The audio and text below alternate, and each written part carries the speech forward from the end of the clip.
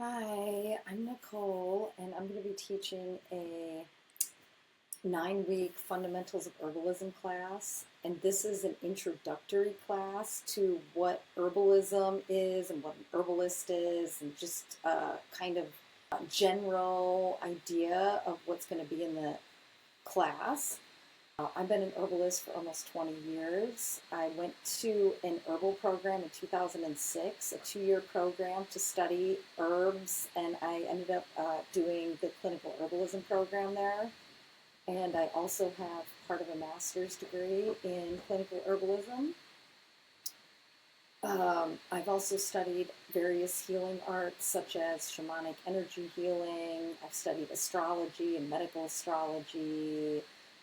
I've studied different magical, paganistic sort of healing arts and body work methods. So herbalism to me is part of a whole healing repertoire that I work with. And I grow herbs, I make herbal remedies, I see clients for herbal consultations. I, of course, use herbs for myself and my family. I teach herbalism, which is really my passion. I love to teach. I want to teach people how to be their own herbalist, which is why I came up with this class. So this will be the 4th time I've taught this class, and I am really excited about it. So let me get started with the presentation. First of all, what is herbal medicine? Some people call it phytotherapy, botanical medicine, medicinal herbs, you might hear it as, herbalist, herbalism. So basically, it's using plants for health and healing. And it is an art and a science and a sacred connection. And it has been used since the beginning of time for humans. Humans have been using herbal medicine as, yeah, up until very recently. It's only been extremely recently that we've been using the pharmaceuticals rather than herbs. So plants contain different chemicals. That's how it works. And the plants have chemicals for their own reasons. And it's those chemical constituents that end up affecting humans or animals, for that matter, in certain ways that cause some sort of result. And really, most pharmaceuticals up until very recently were even derived from plants. So now I think most pharmaceuticals are made from completely synthetic things, but all the basis of pharmaceuticals originally came from studying plant medicine and the chemicals in plants. So we get herbs from various parts of plants. So sometimes that might come from seeds. We might see that in like Vitex is a plant used for hormone balancing, and we use the seed of that plant. Or berries such as elderberries or blueberries. Roots, there's many herbal roots, dandelion, burdock, ginseng.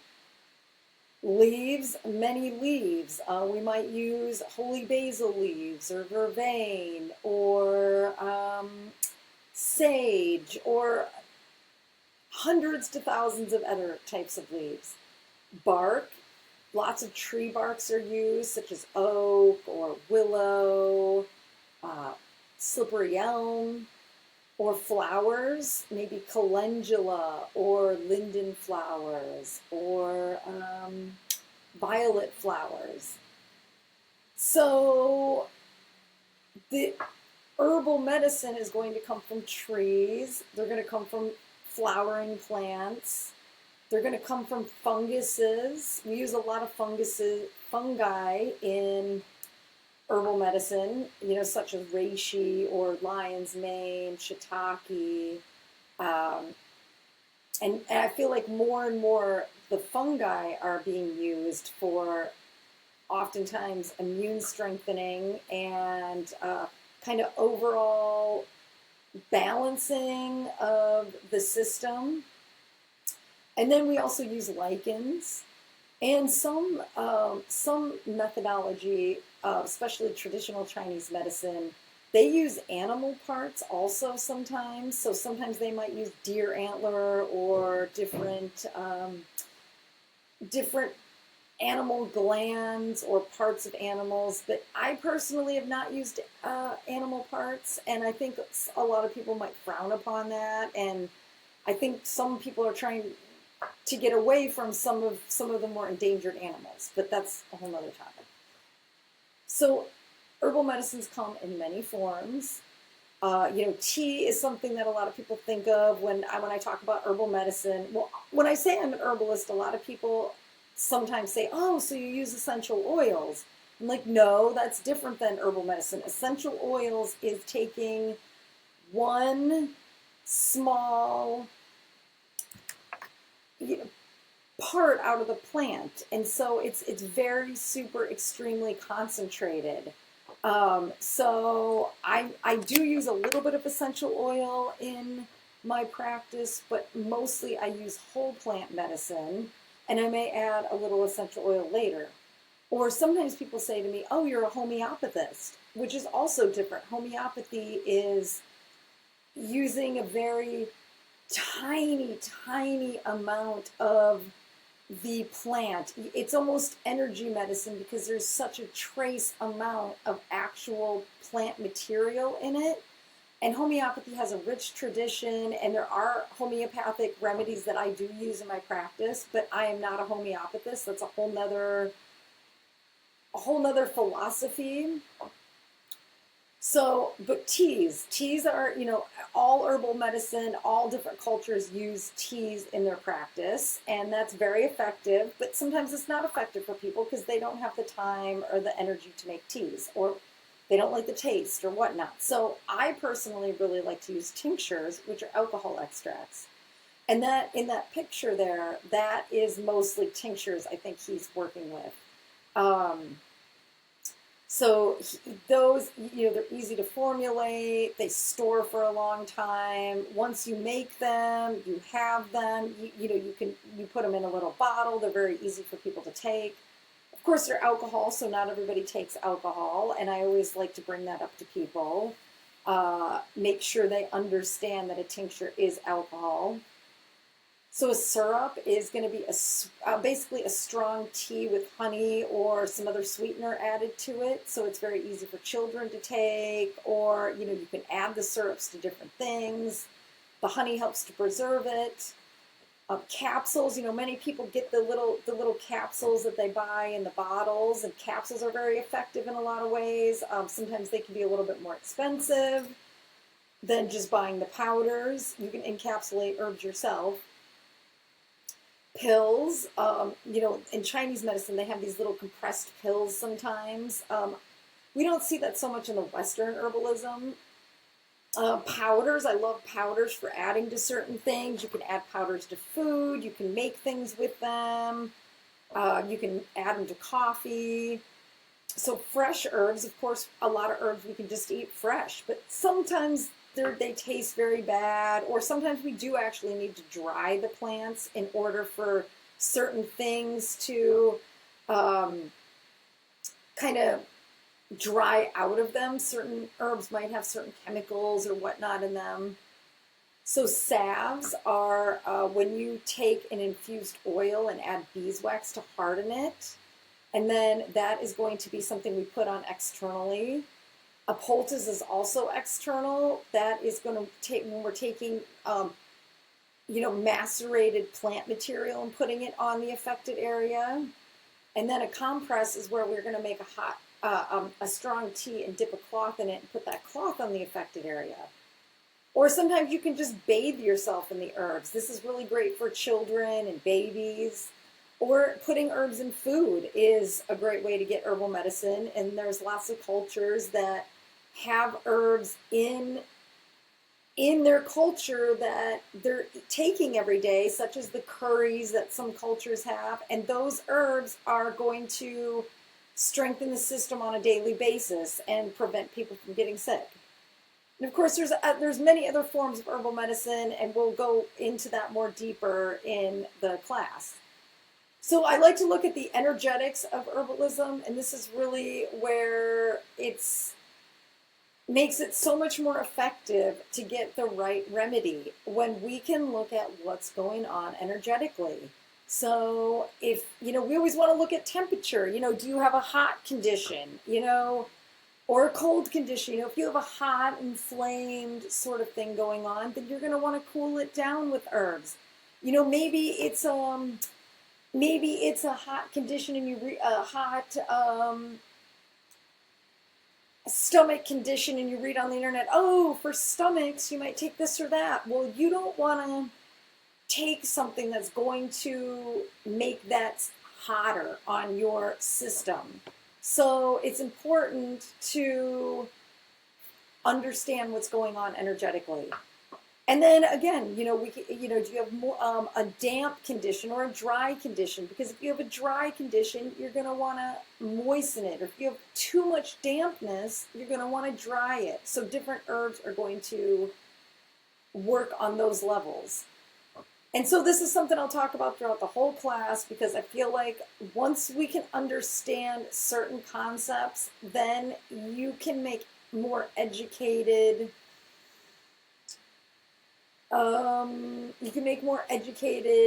decisions on what herb is going to be the best and most effective.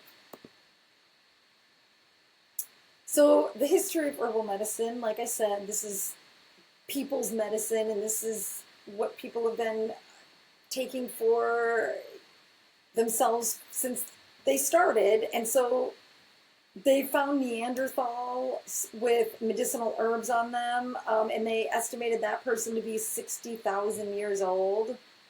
And so some of the first records of medicinal plants was found 5,000 years ago, because of course everything past that was mostly handed down via stories and being taught from one person to the other. Egypt has written herbal journals. China has a very long history of their herbal medicine.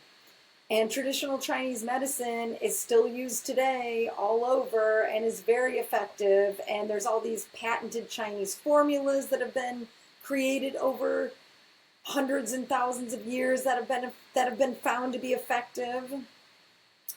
Ayurveda is the Indian natural healing methodology, and that is that goes back thousands of years also. And I know in my herb school I went to, we studied both Ayurveda and traditional Chinese medicine, just the basics of it, because it would have, that's a whole entire several year program in itself, but there's so much to be learned from those systems.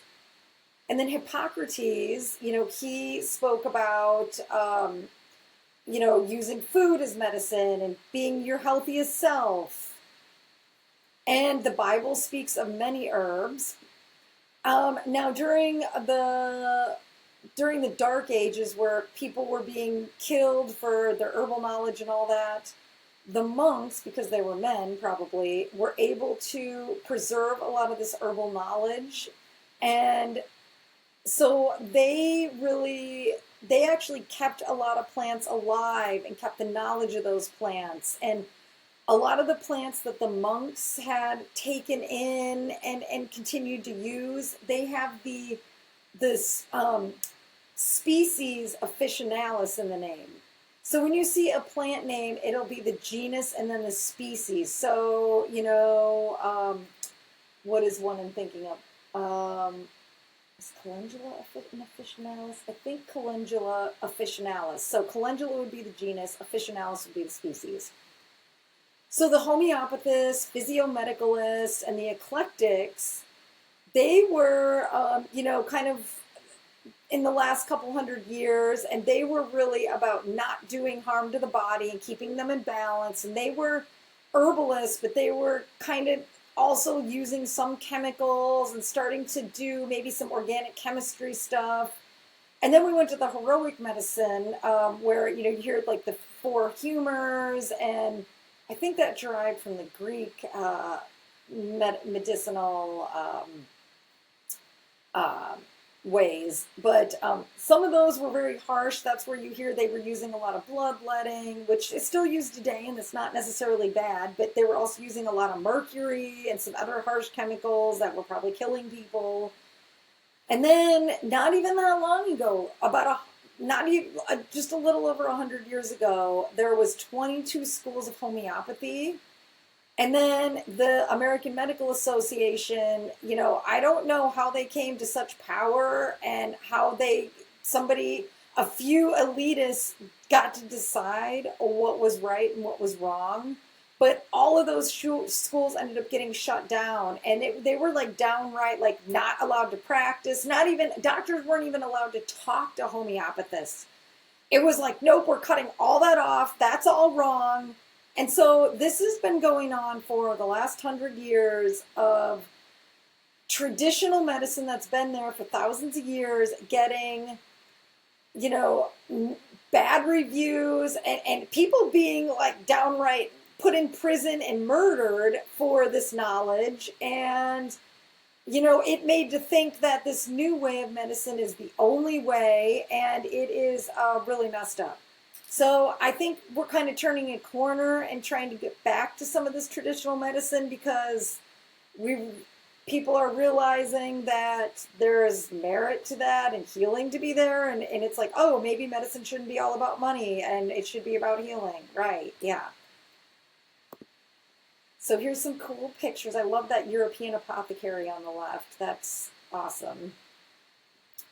And then, we got the traditional Chinese medicine there. And all different cultures throughout history have had herbal medicine. So what is an herbalist? An herbalist is somebody that's knowledgeable about plants and how to help them for healing. So, and really, up until very recent, there was the granny healers and all that, where people needed to have people in their immediate families that knew how to help them. Because you couldn't just drive to a hospital and, pay $1,000 to get this info. You had to be helping yourself at home. You had to know what plants to use. You had to know what remedies to use. So this is somebody who has that knowledge and incorporates herbs into their daily life or their life of helping people. Of course, some people are just using herbs personally. Some people are helping their families. And then some people who are more knowledgeable, like myself, I'm helping clients as well. So, there's so many aspects of herbalism. There's growing the herbs, harvesting, creating the remedies. There's using those remedies to treat the ailments and knowing what and how to do that. There's cooking with herbs, using herbs as prevention or herbal first aid. So I personally do all of those things, but I know lots of herbalists that don't. Maybe some people don't like to grow the plants. They're just really more clinical herbalists, and they're buying products from other people and formulating them to give to their clients. Or maybe some people love the plants and they don't really they're not really looking to, actually help people with the plants. They just want to grow them and offer the plants to people. And some people love to make the remedies or whatever. So everybody's got their thing that they like. And so there's all these different facets to it. So really the whole thing about being an herbalist is learning how to work with the herbs via classes or from your peers or from knowledgeable people or from books. There's tons and tons of great books out there from the experience, from just work, from the plants. Also listening to your body, I think that's important. I always like to tell people when I give them a remedy, take a couple drops and listen to your body. Is that the right thing for you? And then being connected to the earth, I think, is just a part of the whole thing. I think people just really want a connection to the earth.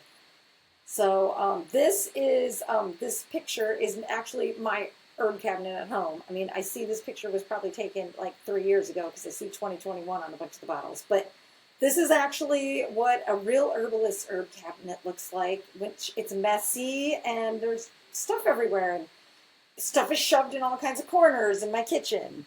So, you know, because if you look at pictures on the internet, it's all clean and stuff. But that's not how it rolls for everybody. So, yeah, so it's really just about just doing it. I just tell people just learn about some of the plants and use them. So who uses herbal medicine? There's people all over the world use herbal medicine. I mean, it's still estimated that 80% of people rely on herbal medicine for their primary health care. I mean, us in the West, and well, probably more the U.S., are way farther away from herbal medicine than most cultures. And really, there's been such a revival here in the last probably 20 years.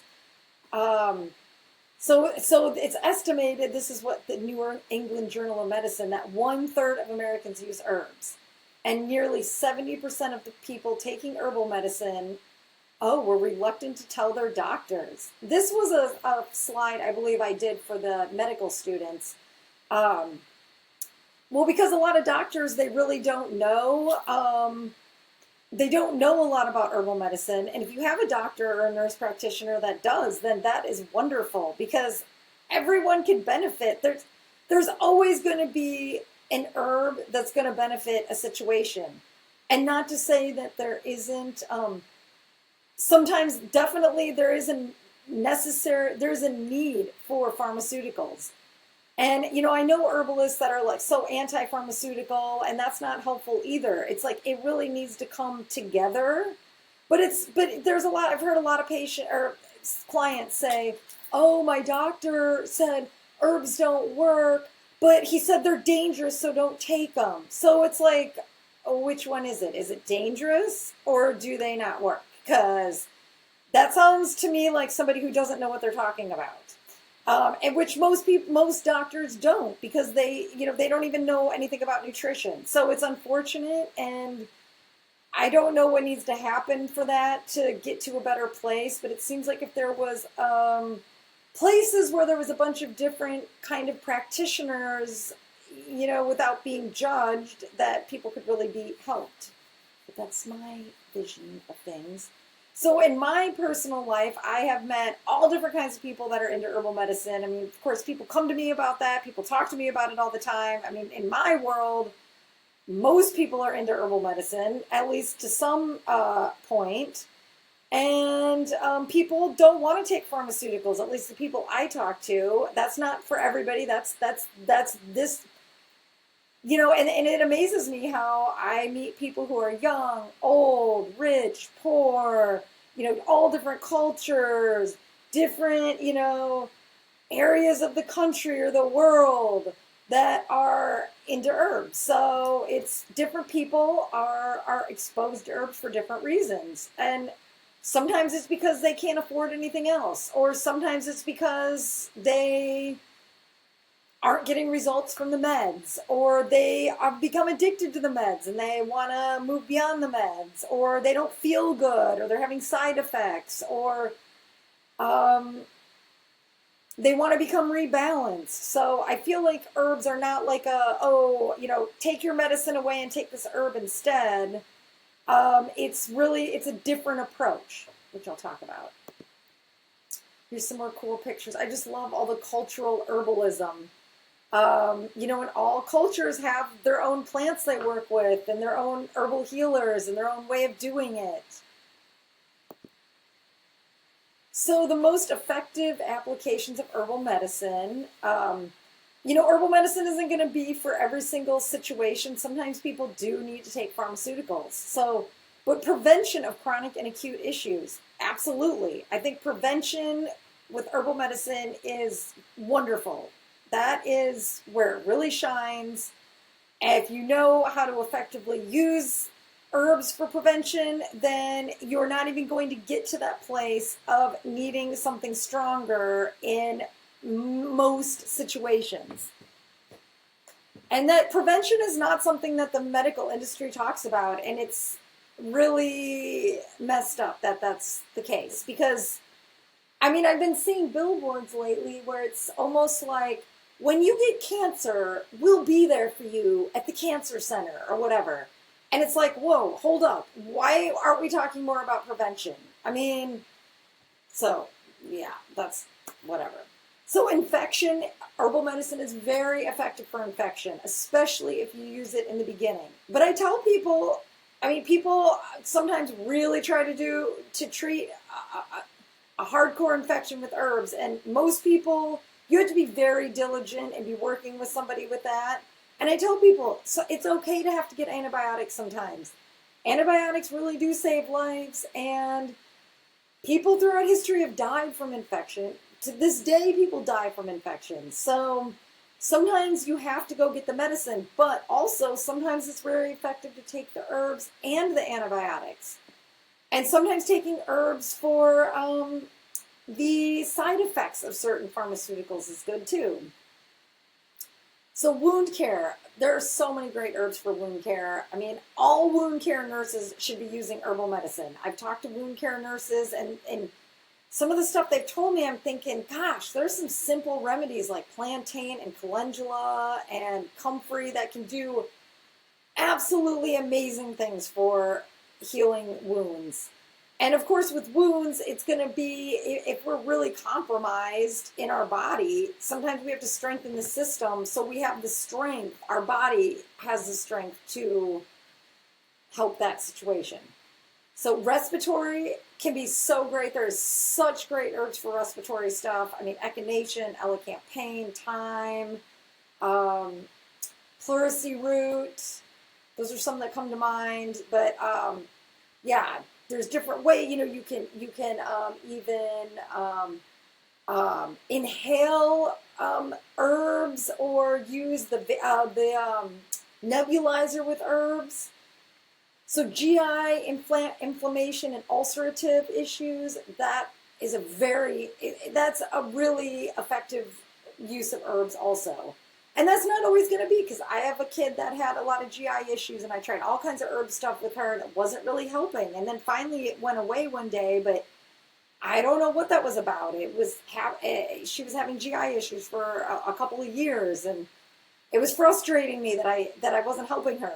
But definitely, but this stuff, I mean, a lot of times it's dietary too. You know, with herbal medicine, we're going to want to look at diet, always too. That's going to be number one. You want to take away what's causing the issue before you add more stuff to it. So, of course, with GI stuff, it's diet. Although, I say of course, but that's not obvious to everybody or even every healthcare practitioner. Immune enhancement, definitely there's lots of great herbs to increase our immunity.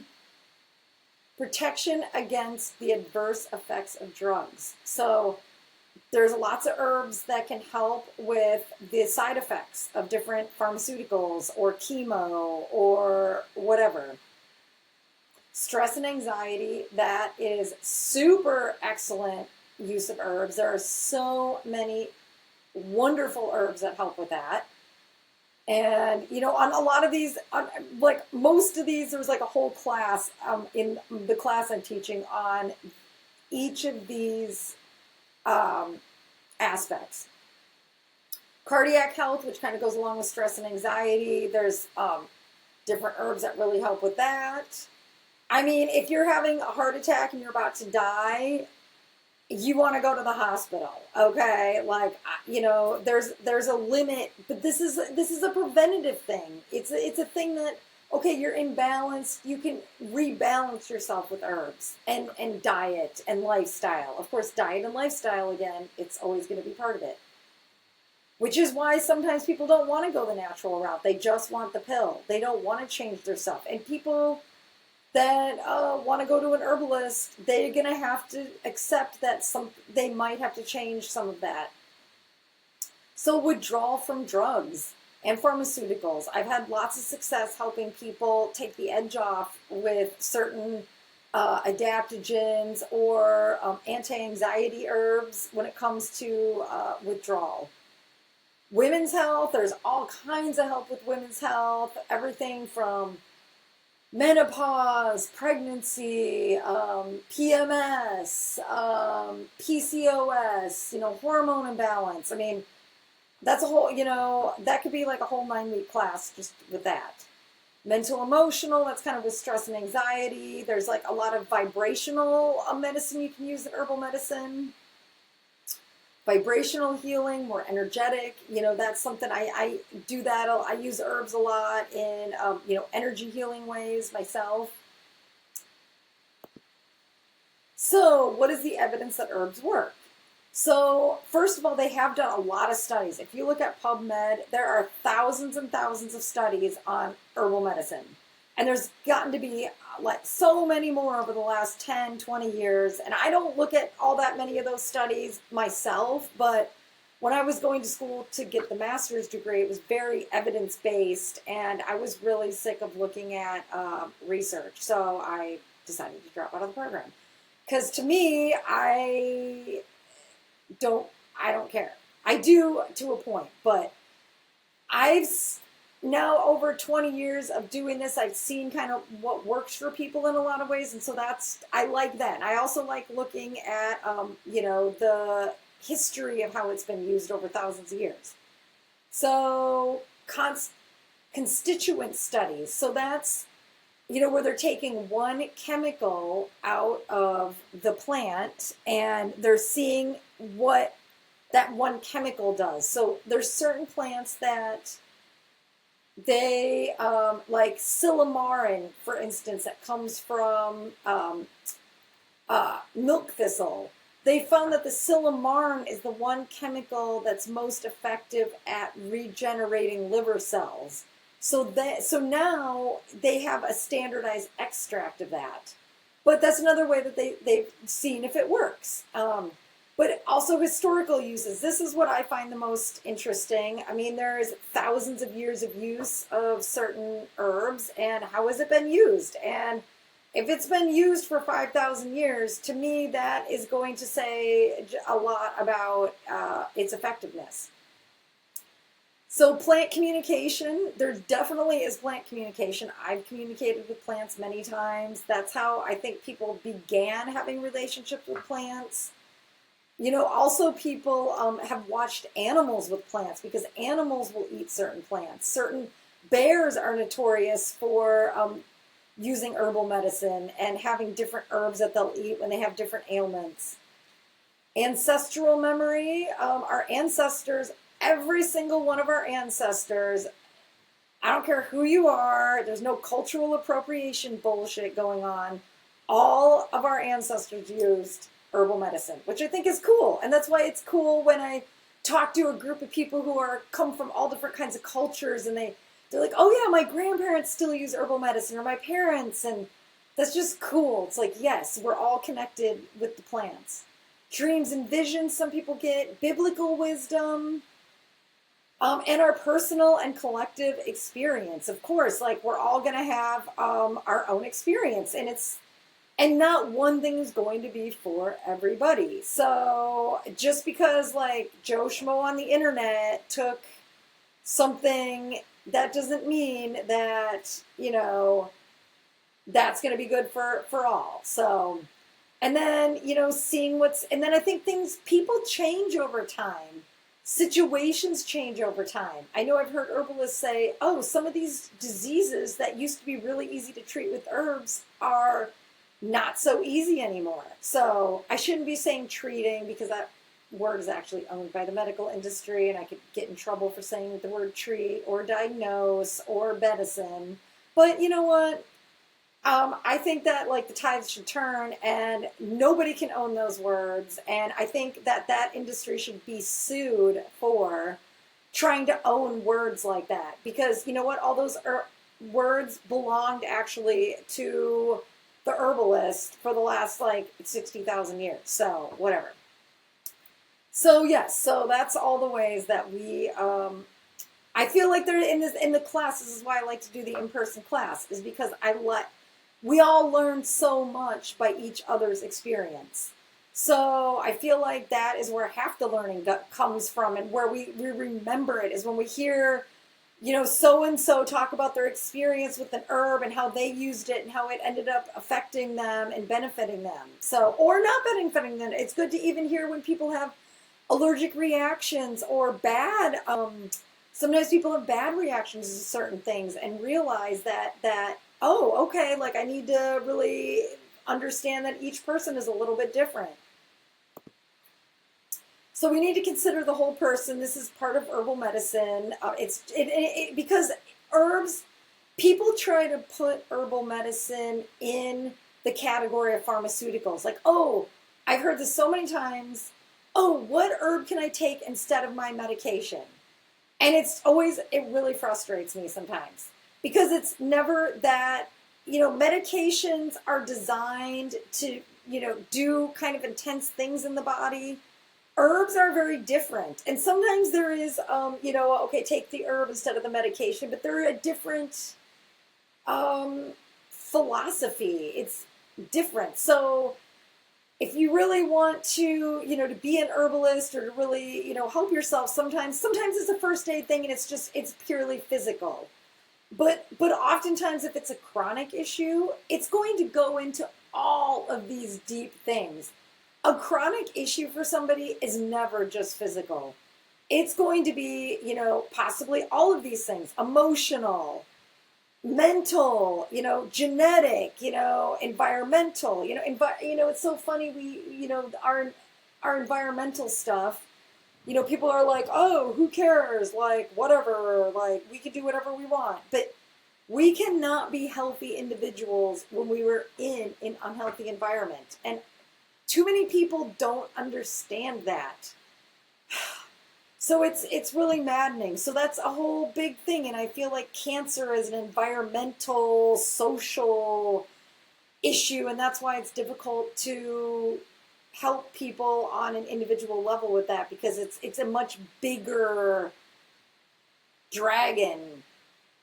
There's, social, spiritual. It's all of that. Spiritual illness, I think, is way bigger than we realize, and then the medical system doesn't honor spiritual illness at all.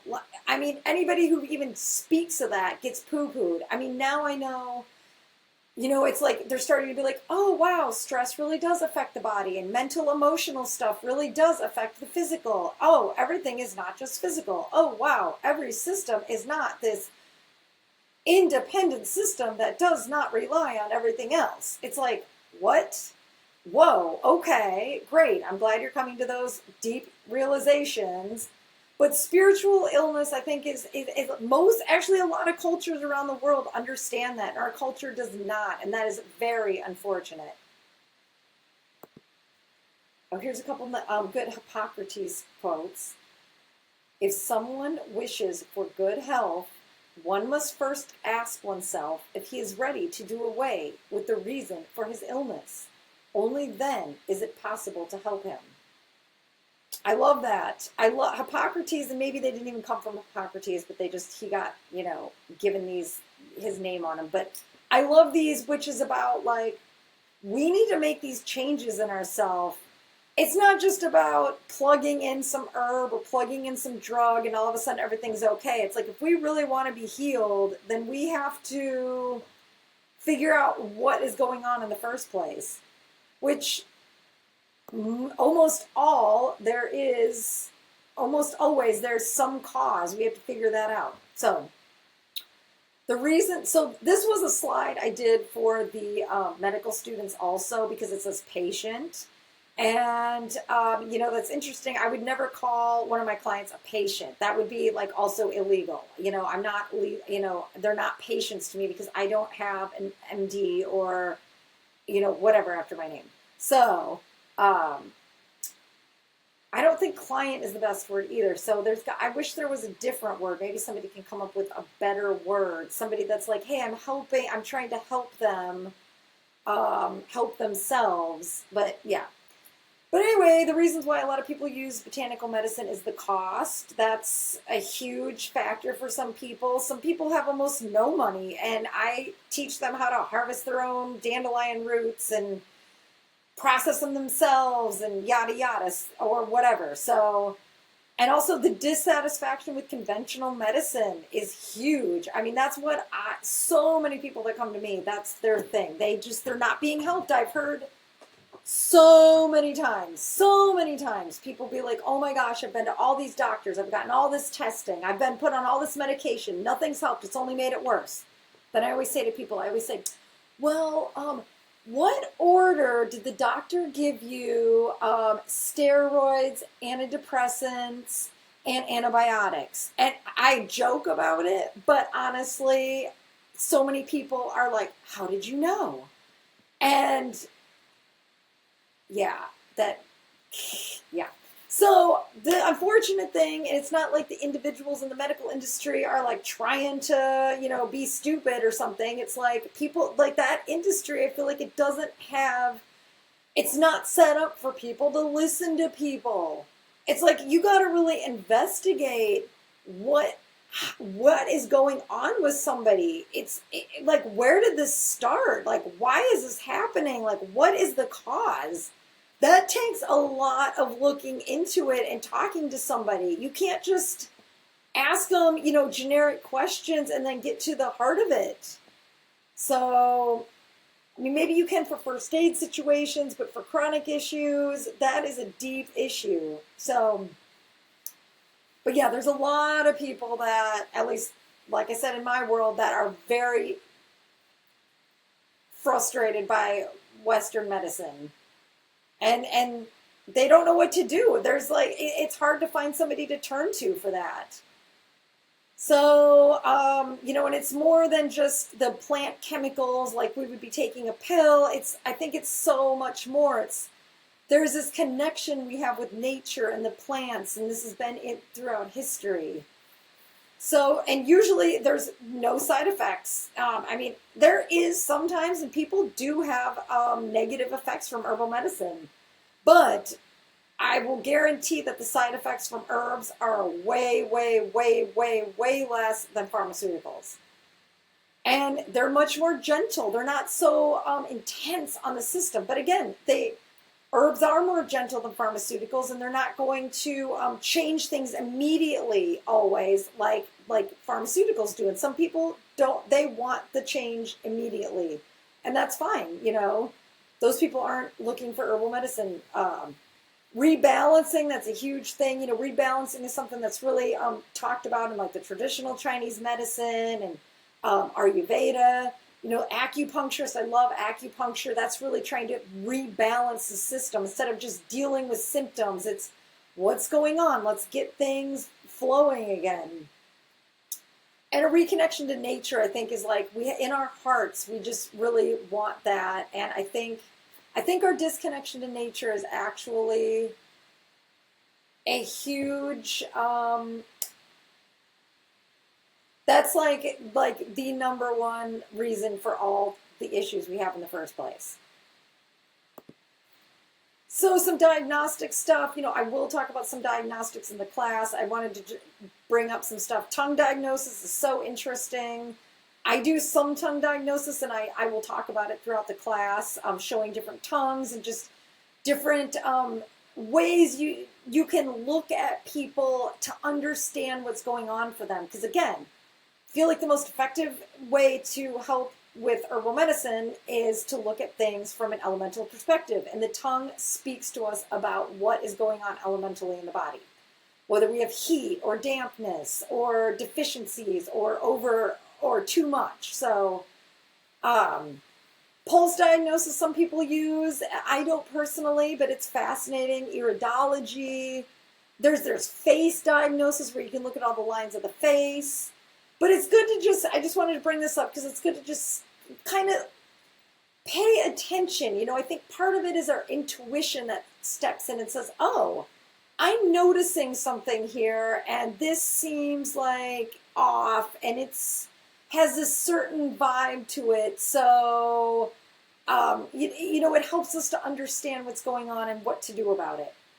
Temperature is huge. I always like to ask people if somebody's like, oh, I got a stomach ache or my lungs hurt or whatever, it's like, well, does it feel hot or cold? Like, how does that feel? Like, is it what is, I like it when people really describe stuff because you can get information there. Posture, just people's general way that they are in space. And then medical astrology. It's so fascinating. I will talk a bit about medical astrology over the class. This is something I'm studying, and it's a huge study, so I feel like I have a lot more studying to do before I'm actually a medical astrologer. But I do look at people's astrology with medical stuff and get an idea of what their baseline's supposed to be, maybe, and when maybe they have an imbalance. So it's super fascinating. Some of my favorite herbs, which I'm sure I could put like 20 more on the list, but these are some herbs that I use a lot for myself and giving them to other people. Echinacea, that's purple coneflower. That's a picture of it on the right, the big one. And echinacea is hands down so great, the best thing for infections. And then elderberry, which that's elderberry up in the left corner, is great for antiviral, immune stimulating. I often put the echinacea and the elderberry together, especially if people are sick or people are starting to get sick. Nettles, the stinging nettles, are such a nutritive tonic, and I use it for like blood cleansing and kidneys. Elecampane is a root used for not only stomach conditions, but it's awesome for lung infections. Plantain, which that's plantain down in the left corner, that is, plantain is just super duper awesome for all sorts of skin infections and for pulling things out, for, it helps with wound care, heal tissues. Marshmallow, that's very cooling and soothing and somewhat anti-inflammatory, so that's good for stomach stuff. Skullcap is a super excellent herb for anxiety and stress, and I put it in all my anxiety and stress formulas for the most part. I love it.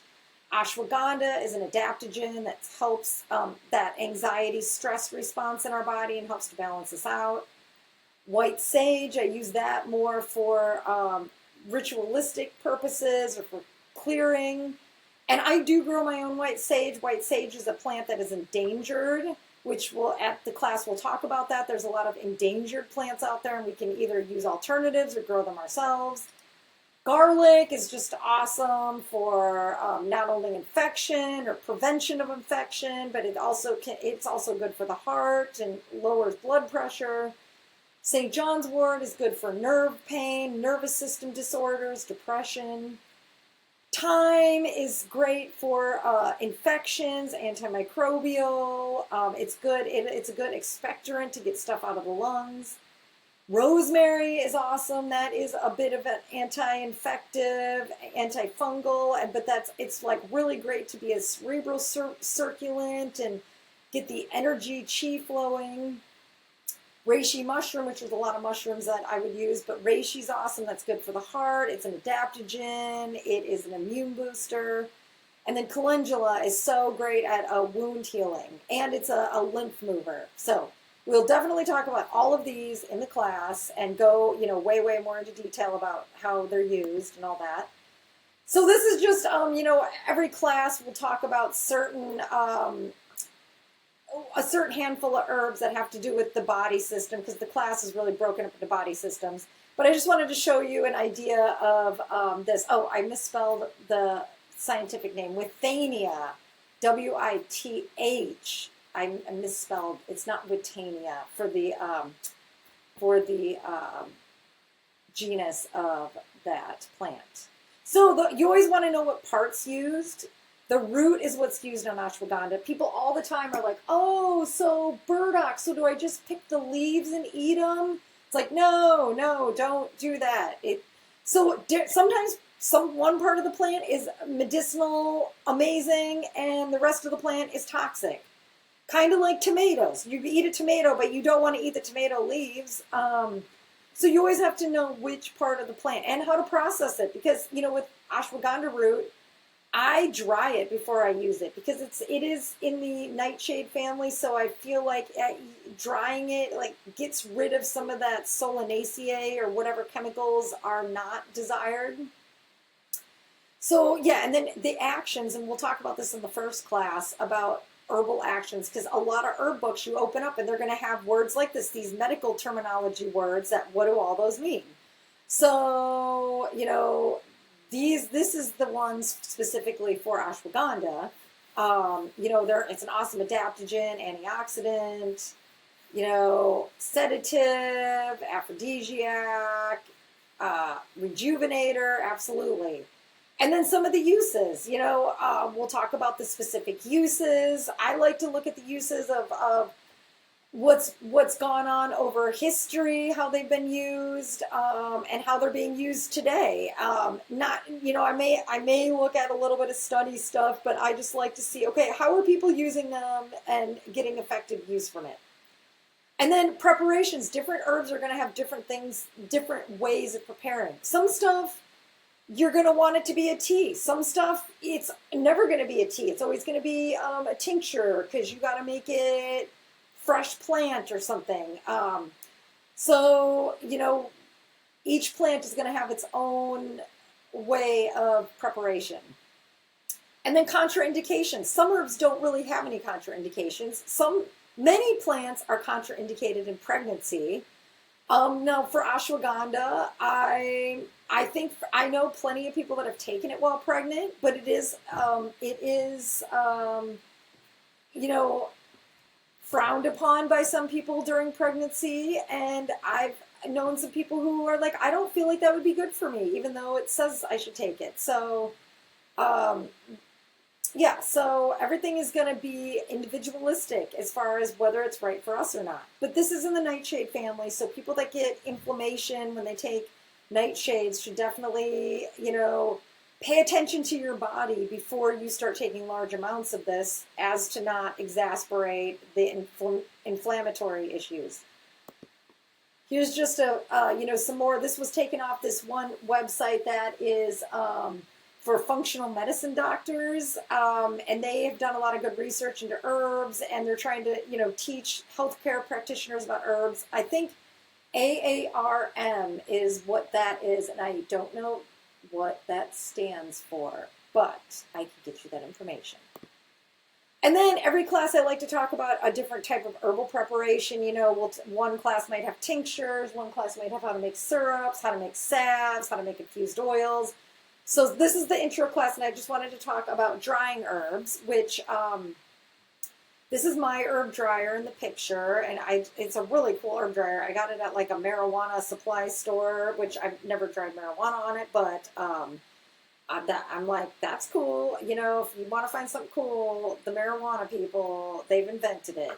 So drying herbs, not all herbs are going to be great when dried. In fact, there's a lot of herbs. I grow most of the herbs I make my remedies from. Probably about 80% I grow myself, because I like to use fresh plant medicine, and you can't just buy dried herb for everything and dump it into some alcohol and make good, herbal medicine from it. So I make a lot of fresh plant tinctures, and like I said, not all things are going to have the juju once they're dried. So, I like these sorts of racks. Sometimes people do the little bundles like you see down in the left corner that you can hardly see because my head is in the way. But sometimes people dry things in paper bags or in baskets, or I've done baking sheets with a towel on it, or a dehydrator. I don't recommend using a dehydrator for everything, though. I think, leafy plant material, if it's real, fragile, or what's the word I'm looking for, like delicate, I think a dehydrator could be too much for it. But I do use the dehydrator for roots usually, and elderberries, and a few other things. Like, for some reason, parsley never dries good. I use the dehydrator for parsley, And maybe the dehydrator is fine for a lot of things. I know some people do like freeze drying of certain things. Like I know freeze dried nettles is supposed to be really good.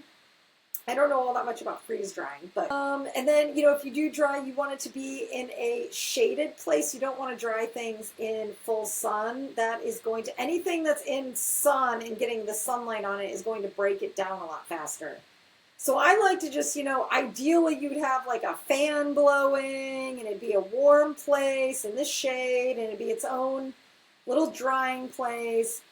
And then you want to make sure things are 100% dry before you put them in a jar. I've definitely done that where I thought roots were dry and you put them in a jar and put the lid on and then you come back and they're moldy because they're not 100% dry. So sometimes I like to put things in paper bags when I'm like, oh, I think they're dry. I'm going to put it in a paper bag and store it for a while, and then they can continue to dry a little bit in the paper bag. So drying herbs is good. And then, okay, so this is the roster of the class. So the first class starts August 16th, and that is going to be kind of the overview of how to use herbs as medicine and, kind of getting into some specifics that everybody can understand before getting deeper into it. So understanding, the actions and the energetics and the different ways that we can administer herbs and plant botany. And so, yeah, so that's a lot. And that for every class actually is a lot.